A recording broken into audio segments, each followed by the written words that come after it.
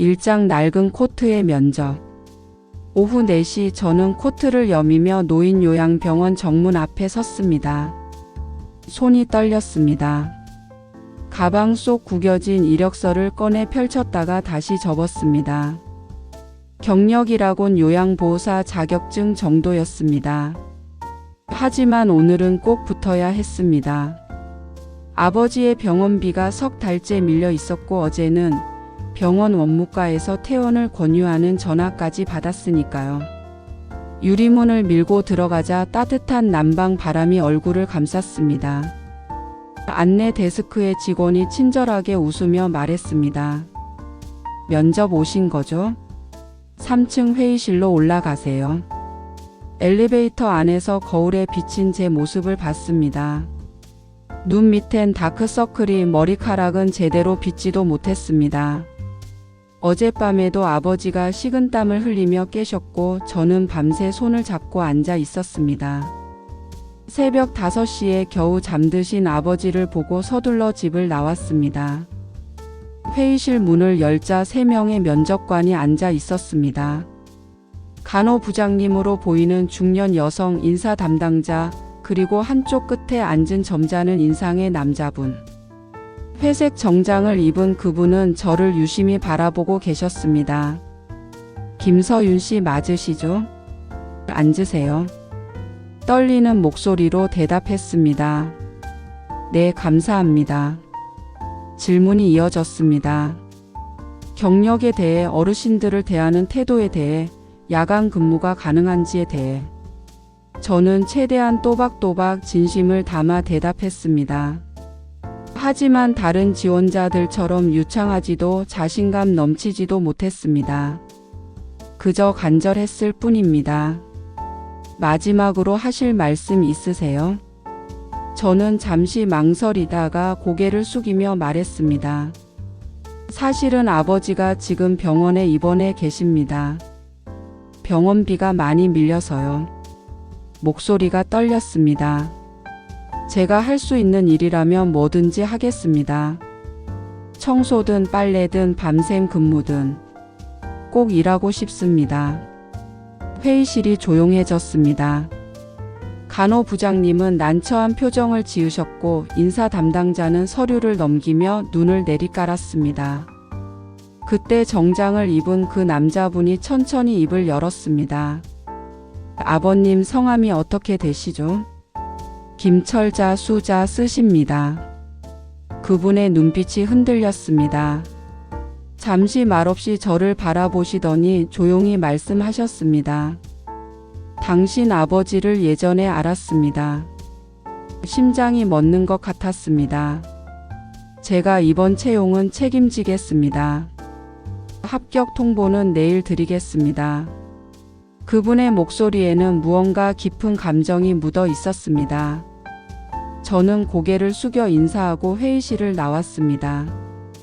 복도를 걸으며 눈물이 났습니다. 감사함인지 안도감인지 알 수 없는 눈물이었습니다. 낡은 코트 주머니 속 휴대폰이 울렸습니다. 아버지가 계신 병원이었습니다. 가슴이 철렁했지만 이번엔 조금 달랐습니다. 희망이라는 게 이렇게 따뜻한 건지 처음 알았습니다. 이장 뜻밖의 재회. 합격 통보를 받은 건 그 다음날 오전이었습니다. 김서윤 씨 축하드립니다. 내일부터 출근 가능하신가요? 전화를 끊고 한참을 멍하니 앉아 있었습니다. 기쁨보다는 의아함이 먼저 왔습니다. 분명 면접을 잘 본 건 아니었는데 그분은 왜 저를 뽑으셨을까요? 아버지를 알았다는 그 말은 무슨 의미였을까요? 첫 출근날 저는 새벽같이 일어나 출근했습니다. 병원 복도를 걸으며 환자분들의 방을 하나하나 둘러봤습니다. 할머니 한 분이 창밖을 물끄러미 바라보고 계셨고 다른 할아버지는 휠체어에 앉아 졸고 계셨습니다. 서윤 씨, 이쪽으로 오세요. 간호부장님이 저를 사무실로 불렀습니다. 문이 열리자 그분이 계셨습니다. 면접 때 봤던 그 정장 차림의 남자분. 이도현 이사장님이십니다. 인사드리세요. 저는 깊이 고개 숙여 인사했습니다. 안녕하십니까? 김서윤입니다. 이도현 이사장님은 창가에 서서 저를 한참 바라보셨습니다. 50대 초반쯤 되어 보였고 얼굴엔 세월의 주름이 깊게 패여 있었습니다. 하지만 눈빛만큼은 따뜻했습니다. 앉으세요. 조심스럽게 의자에 앉았습니다. 이사장님은 천천히 말씀하셨습니다. 면접 때 아버님 말씀하셨죠. 김철수 씨. 네, 그런데 어떻게 아버지를? 오래전 당신 어머니를 알았어요. 가슴이 철렁했습니다. 어머니는 제가 10살 때 돌아가셨습니다. 아버지는 그 후로 혼자 저를 키우셨고 어머니 이야기는 거의 하지 않으셨어요. 어머니를요? 이사장님은 잠시 말을 멈추셨다가 창밖을 바라보며 조용히 말씀하셨습니다. 당신 어머니는 웃는 모습이 봄날 같은 사람이었죠. 당신이 그때 그분과 정말 닮았습니다. 목소리에 그리움이 묻어났습니다. 젊었을 때 우린 가까운 사이였습니다. 하지만 제가 유학을 갔고 돌아왔을 땐 이미 당신 아버지와 결혼하신 후였어요. 저는 아무 말도 할 수 없었습니다.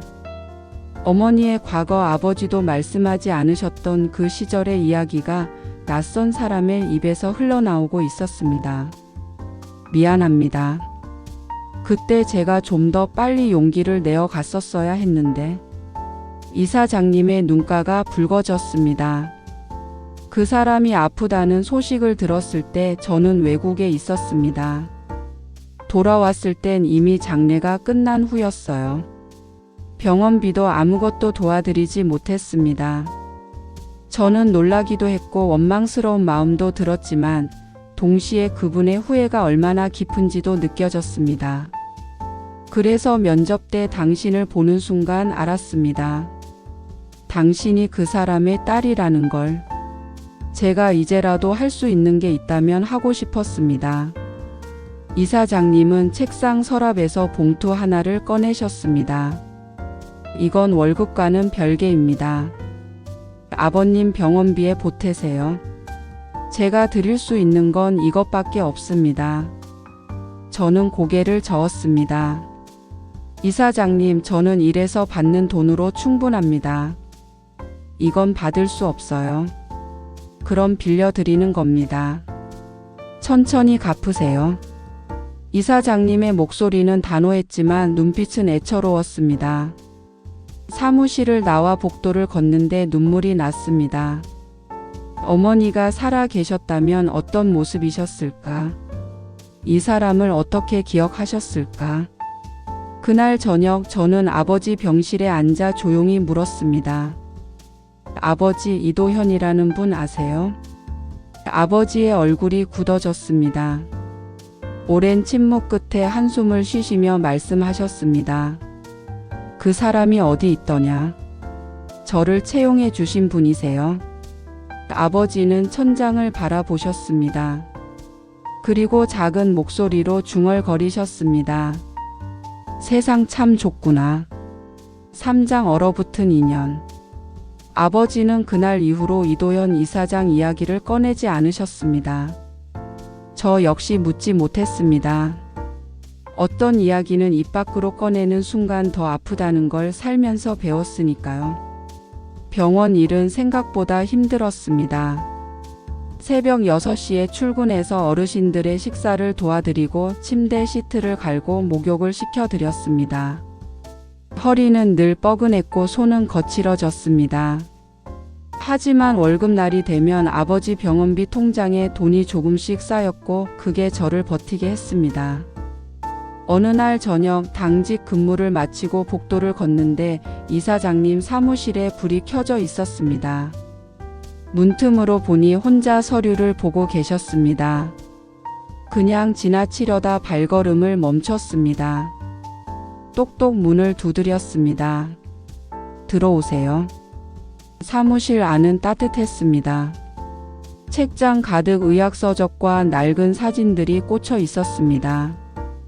아직 퇴근 안 하셨어요? 이사장님이 피곤한 미소를 지으셨습니다. 나이 들면 잠이 없어요. 서윤 씨는 당직이죠? 네. 그런데 말을 꺼내려다 망설였습니다. 하지만 궁금한 건 참을 수가 없었습니다. 이사장님, 그때 어머니를 정말 사랑하셨나요? 갑작스러운 질문에 이사장님이 잠시 멈칫하셨습니다. 그리고 천천히 고개를 끄덕이셨습니다. 제 인생에서 가장 사랑한 사람이었어요. 그럼 왜 떠나셨어요? 목소리가 떨렸습니다. 유학 기회가 있었어요. 더 나은 의사가 되어서 돌아오면 그 사람과 함께할 수 있을 거라 생각했죠. 하지만 제가 너무 늦었습니다. 이사장님은 서랍에서 오래된 사진 한 장을 꺼내셨습니다. 젊은 날의 어머니였습니다. 환하게 웃고 있는 20대의 얼굴. 제가 기억하는 어머니보다 훨씬 밝고 아름다웠습니다. 이 사진 한 장이 전부예요. 돌아왔을 때 모든 게 달라져 있었어요. 결혼을 했고 아이도 낳았어요. 그래서 그냥 멀리서 지켜봤어요. 저는 사진을 바라봤습니다. 어머니의 미소가 눈물로 번졌습니다. 아버지는 어머니를 행복하게 해드렸나요? 이사장님은 창밖을 바라보셨습니다. 당신 아버지는 성실한 분이셨어요. 가족을 위해 밤낮 없이 일하셨죠. 하지만 말씀을 흐리셨습니다. 가끔 어머님이 외로워 보였어요. 가슴이 먹먹했습니다. 어머니가 돌아가시던 날 아버지는 병실 밖 복도에서 하염없이 우셨습니다. 미안하다, 미안하다고 되뇌시던 그 목소리가 지금도 귓가에 맴돕니다. 저도 미안합니다, 이사장님. 고개를 들어 그분을 바라봤습니다.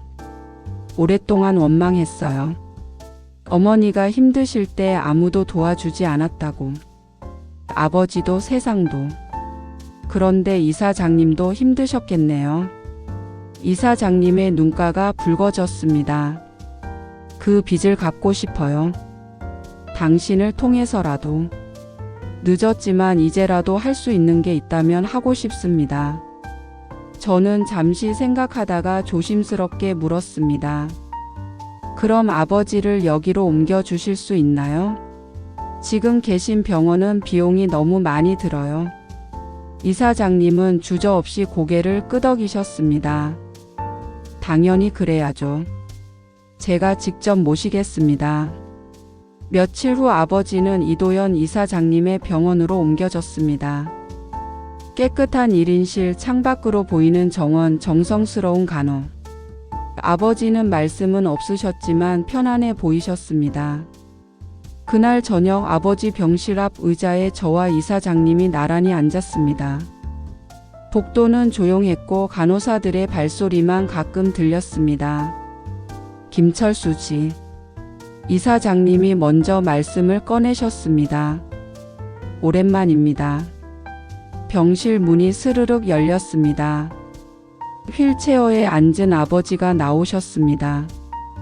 두 분은 오랫동안 말없이 서로를 바라보셨습니다. 자네가 여기 있었나? 아버지의 목소리는 떨렸습니다. 당신 덕분에 그 사람과 행복한 시간을 보냈습니다. 감사합니다. 이사장님의 말씀에 아버지는 고개를 저으셨습니다. 난 그 사람을 행복하게 해주지 못했네. 자네가 해줬어야 했는데. 아닙니다. 당신이 있었기에 그분은 아이를 키우고 가정을 꾸리셨어요. 제가 할 수 없었던 일들이죠. 두 남자의 대화를 들으며 저는 조용히 눈물을 흘렸습니다. 사랑한다는 건 함께하는 것만이 아니라는 걸 알았습니다. 때론 놓아주는 것도 멀리서 지켜보는 것도 모두 사랑의 모습이었습니다. 그때 당신 어머니를 지켜주지 못해 미안합니다. 이사장님의 말씀에 아버지는 한참을 말이 없으시다가 천천히 고개를 끄덕이셨습니다. 이제 됐네. 자네가 내 딸을 도와주고 있으니. 세 사람은 그렇게 조용히 앉아 있었습니다. 오랜 세월 얼어붙었던 인연이 따뜻한 눈물로 서서히 녹아내리고 있었습니다. 사장 병실 앞의 고백. 그날 밤 이후로 이상하게도 마음이 한결 가벼워졌습니다. 아버지와 이사장님이 화해했다기보다는 오랫동안 쌓여있던 무언가가 조금씩 풀어지는 느낌이었습니다. 말하지 않아도 서로를 이해하는 그런 고요한 평화가 흐르기 시작했습니다. 아버지의 병세는 조금씩 나아지고 있었습니다. 예전엔 식사도 거의 못하셨는데 요즘은 한 그릇을 거의 비우셨습니다. 휠체어를 타고 정원을 산책하실 때면 햇살을 받으며 잔잔한 미소를 지으셨습니다. 서윤아. 어느 날 저녁 아버지가 저를 부르셨습니다. 네, 아버지. 이사장한테 너무 신세 지는 거 아닌가 싶구나. 걱정스러운 표정이셨습니다. 아버지, 괜찮아요. 제가 일해서 갚으면 되잖아요. 그래도 그 사람 마음이 편치 않을 거야. 우리한테 미안한 게 많으니까. 아버지는 창밖을 바라보며 천천히 말씀하셨습니다. 내 어머니는 참 좋은 사람이었어. 나보다 이사장을 더 사랑했는지도 모르지. 하지만 그 사람이 떠났고 난 곁에 있었어. 그게 전부였지. 아버지. 난 그 사람만큼 똑똑하지도 멋있지도 않았어. 그저 성실하게 일하고 가족 먹여 살리는 게 내가 할 수 있는 전부였지. 그게 사랑이라고 생각했는데. 아버지의 목소리가 떨렸습니다. 어머니가 외로워하시는 걸 알면서도 난 어떻게 해야 할지 몰랐어. 그냥 더 열심히 일했지. 돈을 더 벌면 행복해 하실 거라고 생각했는데 그게 아니었나 봐. 저는 아버지 손을 꼭 잡았습니다. 아버지가 최선을 다하신 거예요. 어머니도 아셨을 거예요. 정말 그럴까? 저는 알아요. 아버지가 얼마나 저희를 사랑하셨는지. 다음 날 저는 이사장님을 찾아갔습니다. 사무실 문을 두드리자 조용한 목소리가 들려왔습니다. 들어오세요. 책상 앞에 앉으신 이사장님은 여전히 피곤해 보이셨습니다. 이사장님, 시간 괜찮으세요? 물론이죠. 앉으세요. 저는 의자에 앉아 준비해온 말을 꺼냈습니다. 아버지가 이사장님께 너무 신세 진다고 걱정하세요. 이사장님은 고개를 저으셨습니다. 천만에요. 제가 해드려야 할 일을 이제야 하는 겁니다. 하지만 말을 잇지 못하고 있는데 이사장님이 먼저 입을 여셨습니다. 서윤 씨, 제가 평생 후회하며 산 게 뭔지 아세요? 저는 고개를 저었습니다. 용기가 없었던 거예요. 사랑한다고 말할 용기, 붙잡을 용기, 함께하겠다고 약속할 용기. 그 모든 걸 유학이라는 핑계로 미뤘죠. 이사장님의 눈빛이 흔들렸습니다. 돌아와 보니 모든 게 끝나 있었어요. 그때 깨달았죠. 사랑은 타이밍이 아니라 선택이라는 걸. 제가 선택하지 않았기에 잃어버린 거예요. 이사장님도 힘드셨겠어요. 당신 아버지가 더 힘드셨을 겁니다. 저는 그냥 떠난 사람이지만 그분은 곁에서 지켜보셨으니까요. 당신 어머니가 누군가를 그리워하는 모습을요. 순간 가슴이 먹먹해졌습니다. 하지만 당신 아버지는 끝까지 책임지셨어요. 가족을 지키셨고 당신을 훌륭하게 키우셨죠. 그게 진짜 사랑 아닐까요? 이사장님은 창밖을 바라보며 조용히 말씀하셨습니다. 저는 평생 혼자 살았습니다. 그 누구도 당신 어머니를 대신할 수 없었으니까요. 제 선택의 대가였죠. 저는 눈물을 닦으며 물었습니다. 그럼 이제는요?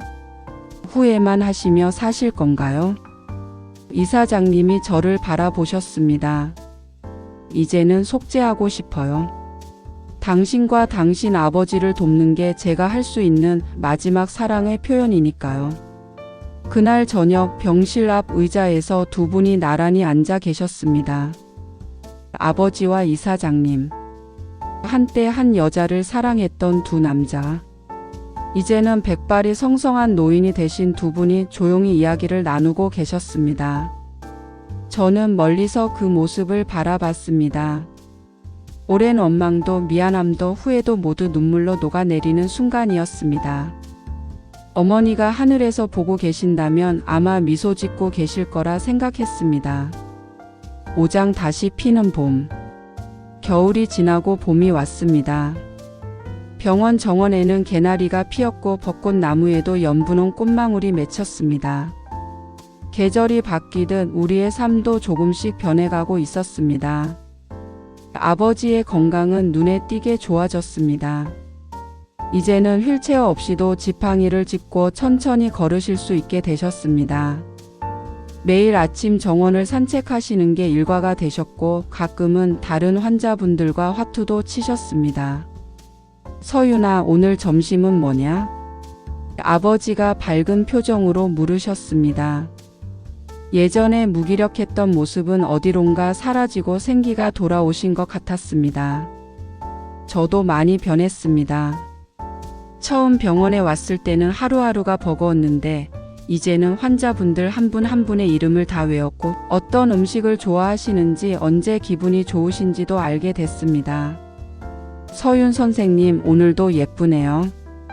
302호 할머니가 웃으며 말씀하셨습니다. 할머니가 더 예쁘세요. 오늘 머리 새로 하셨어요? 호 알아봐 주네. 며느리가 와서 해줬어. 환자분들과 이야기를 나누는 게 이제는 일이 아니라 기쁨이 됐습니다. 누군가에게 필요한 사람이 된다는 것, 그게 이렇게 따뜻한 일인지 처음 알았습니다. 이사장님도 변하셨습니다. 예전에는 사무실에만 계셨는데 요즘은 직접 병동을 돌아다니시며 환자분들과 이야기를 나누셨습니다. 특히 아버지와는 자주 체스를 두셨습니다. 이번엔 내가 이겼네. 아버지가 웃으며 말씀하시자 이사장님도 따라 웃으셨습니다. 김철수 씨 실력이 늘었어요. 자네가 일부러 져주는 거겠지. 천만에요. 정정당당하게 졌습니다. 두 분의 대화를 듣고 있으면 마치 오랜 친구 같았습니다. 한때 같은 여자를 사랑했던 라이벌이었다는 게 믿기지 않을 정도로 편안해 보이셨습니다. 어느 날 저녁 이사장님이 큰 냄비를 들고 병동에 오셨습니다. 오늘은 제가 국밥을 끓여왔습니다. 이사장님이 직접요? 네. 옛날 어머님이 좋아하시던 소고기 국밥이에요. 병동 식당에 환자분들이 모였습니다. 이사장님은 한 분 한 분께 정성스럽게 국밥을 퍼드렸습니다. 뜨끈한 국물에서 김이 모락모락 올랐습니다. 우와, 이거 맛있네요. 환자분들이 연신 숟가락을 뜨셨습니다. 이사장님, 요리 실력이 대단하신데요? 제가 놀라서 말하자 이사장님은 쑥스럽게 웃으셨습니다. 혼자 살다 보니 자연스럽게 배웠어요. 그 말씀에 가슴이 찡했습니다. 평생 혼자 사신 세월이 얼마나 외로우셨을까요? 아버지가 국밥을 한술 뜨시더니 눈을 감고 천천히 음미하셨습니다. 이 맛 옛날 그 사람이 끓여주던 맛이네. 네, 그때 레시피를 받아뒀습니다. 이사장님의 목소리가 잔잔했습니다. 당신 어머님이 가르쳐 주셨어요. 사랑하는 사람에게 끓여주고 싶다고 하시면서요. 아버지는 한참 말이 없으시다가 조용히 말씀하셨습니다. 고맙네, 이사장. 이렇게라도 그 사람 생각을 함께 나눌 수 있어서. 저는 두 분을 바라보며 눈시울이 붉어졌습니다. 미움도 질투도 원망도 모두 시간과 함께 녹아내렸습니다. 이제 남은 건 어머니에 대한 그리움과 서로를 향한 이해뿐이었습니다. 그날 밤 병동의 모든 환자분들이 따뜻한 국밥을 드셨습니다. 이사장님이 설거지하고 옆에서 저는 도왔습니다. 서윤 씨 고마워요. 제가요? 제가 더 감사하죠. 당신이 있어서 제가 용서받을 수 있었어요. 당신 아버지와도 다시 이야기할 수 있게 됐고요. 이사장님은 창밖을 바라보셨습니다. 봄밤의 달빛이 은은했습니다. 이제는 알 것 같아요. 사랑은 소유가 아니라 나눔이라는 걸. 함께하지 못해도 상대방의 행복을 바라는 게 진짜 사랑이라는 걸요. 저는 고개를 끄덕였습니다.